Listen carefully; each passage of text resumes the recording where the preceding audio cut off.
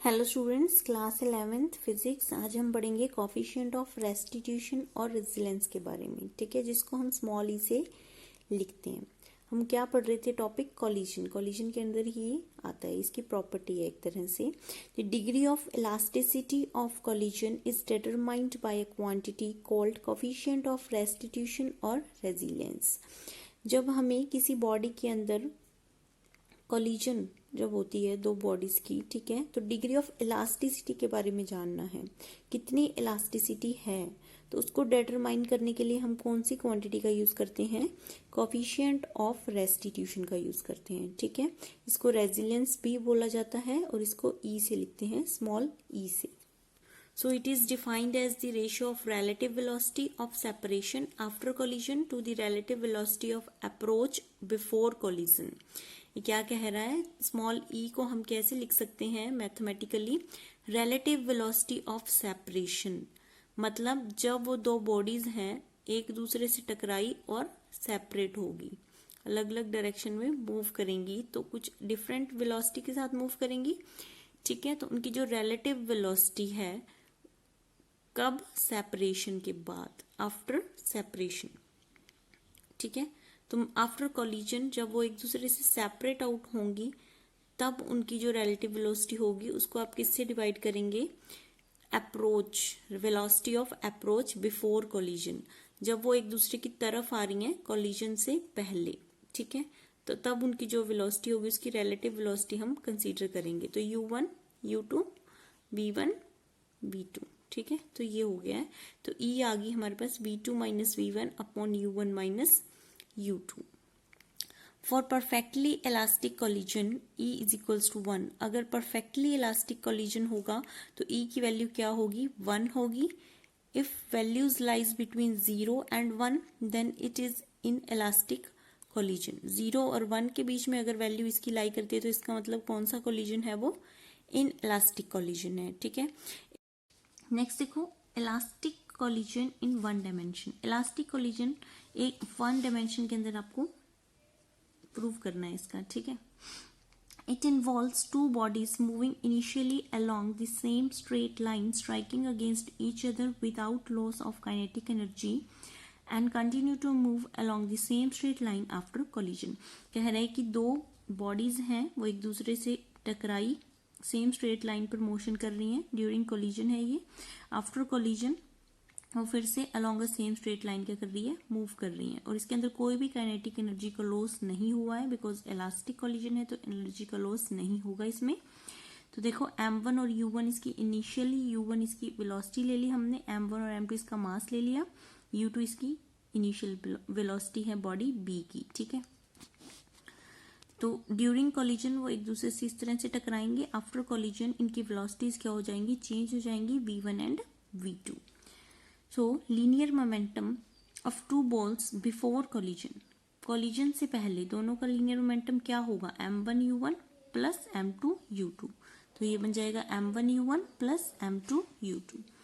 And linear momentum after collision, after collision की बात करेंगे तो क्या बनेगा? m1 v1 plus m2 v2, ठीक है। तो देखो, कंजर्वेशन ऑफ लीनियर मोमेंटम जब हम लगाएंगे तो इसका मतलब क्या है? Before collision and after collision both will be remain same. तो m1 u1 plus m2 u2 is equals to m1 v1 plus m2 v2। तो यहां से हमने देखो क्या किया, m1 कॉमन निकाल लिया, m2 कॉमन निकाल लिया। तो m1 वाली टर्म्स एक साइड पे रखी, m1 u1 minus m1 v1 is equals to m2 v2 minus m2 u2। तो m1 into u1 minus v1 is equals to m2 into v2 minus u2। तो ये हो गई हमारी इक्वेशन नंबर फर्स्ट। उसके बाद देखो काइनेटिक एनर्जी। हमें पता है कि इलास्टिक कॉलिजन के अंदर लीनियर मोमेंटम भी कंजर्व रहता है और काइनेटिक एनर्जी भी क्या रहती है? कंजर्व रहती है। तो उसी का हम यूज कर रहे हैं, ठीक है। काइनेटिक एनर्जी बिफोर कॉलिजन करेंगे तो क्या आएगा? Half m1 u1 square plus half m2 u2 square, और after collision half m1 v1 square plus half m2 v2 square. तो फिर से हम लगाएंगे कंजर्वेशन ऑफ काइनेटिक एनर्जी। तो क्या होगा? Before collision and after collision kinetic energy same रहेगी। तो हमारी इक्वेशन बन गई half m1 u1 square plus half m2 u2 square is equals to half m1 v1 square plus half m2 v2 square. तो यहाँ से हमने देखो m1 और m2 फिर से वही एक इक्वेशन और बनाई m1 और m2 के अंदर, ठीक है। इसको आप रीअरेंज करेंगे और यहाँ से m1 into u1 square minus v1 square is equals to m2 v2 square minus u2 square, ये हमारी सेकेंड इक्वेशन आ गई है। अब हमने क्या किया, इन दोनों इक्वेशन को जस्ट डिवाइड कर दिया, ठीक है। जैसे ही डिवाइड किया तो m1 और m2 कैंसिल हो गए, तो ये बन गया u1 square minus v1 square upon u1 minus v1 is equals to v2 square minus u2 square upon v2 minus u2। तो ये बनेगा a square minus b square, तो लिखोगे a minus b a plus b, ठीक है। तो ये बन गया v1 minus u1 minus v1 into u1 plus v1। तो यहाँ से एक टर्म कैंसिल हो जाएंगी दोनों साइड में, तो हमारे पास इक्वेशन क्या बनी, u1 plus v1 is equals to v2 plus u2। तो u वाली टर्म्स एक साइड पे रखी, v वाली टर्म्स एक साइड पे रखी, तो u1 minus u2 is equals to v2 minus v1। ये हमारी इक्वेशन नंबर 3 बन गई। अब हमें पता है इक्वेशन कोफिशिएंट ऑफ रेजिलियंस क्या होता है, v2 minus v1 upon u1 minus u2। तो हम इस इक्वेशन में जस्ट इसका यूज करेंगे। तो यहाँ पे देखो बाय इक्वेशन नंबर 3, तो ये दोनों एक दूसरे के क्या है, इक्वल है, तो हमने इसके अंदर पुट किया।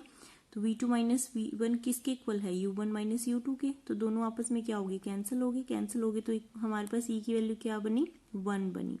तो इसका मतलब ये कैसी कोलिजन होगी, इलास्टिक कोलिजन होगी, परफेक्टली इलास्टिक कोलिजन। उसी के अंदर हमारे पास इसकी वैल्यू क्या मिलती है, 1 मिलती है, ठीक है। So coefficient of restitution of perfectly elastic collision in one dimension is unity. तो इसकी वैल्यू क्या आई, हमारे पास यूनिटी आई, ये प्रूव भी कर दिया हमने।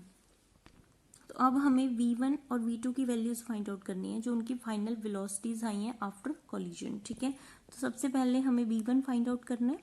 तो उसके लिए देखो हमने जो लास्ट इक्वेशन बनाई थी, क्या बनी थी हमारी, v2 minus v1 is equals to u1 minus u2। तो यहाँ से हमने v2 निकाल लिया, v2 is equals to u1 minus u2 plus v1।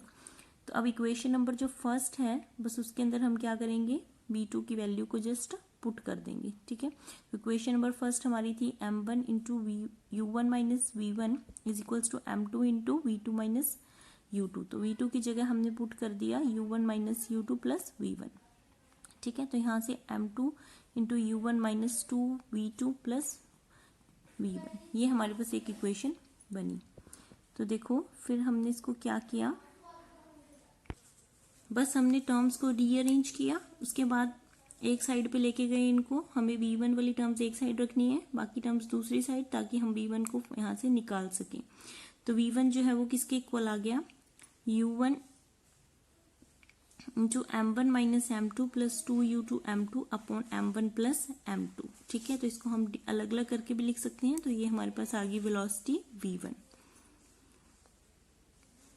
तो अगर आपको वेलोसिटी v2 फाइंड आउट करनी है तो उसके लिए क्या करेंगे, तो उसके लिए फिर से हम यही इक्वेशन यूज करेंगे, v2 इज इक्वल्स टू क्या हो जाएगा, देखो यहाँ से u1 minus u2 plus v1, ठीक है। तो v1 की वैल्यू जो अभी हमने निकाल लिया वो यहाँ पे जस्ट पुट कर दोगे, ठीक है। तो यही है, देखो v2 is equals to u1 minus u2 plus v1 की जो वैल्यू हमने निकाली है वो यहाँ पे पुट कर दी, एलसीएम लिया, एलसीएम लेने के बाद ये जो कैंसिल हो रहा था उसको कैंसिल किया। तो यहाँ से v2 की वैल्यू हमारे पास आ गई 2m1 u1 plus u2 into m2 minus m1 upon m1 plus m2, ठीक है। तो अगर आप इसको इस तरह से अलग अलग लिखेंगे तो ये आ जाएगा 2m1 u1 upon m1 plus m2 plus u2 m2 minus m1 upon m1 plus m2, ठीक है। तो ये हमारे आ गई हैं velocities v1 and v2। Special cases हम कल डिस्कस करेंगे। Thank you.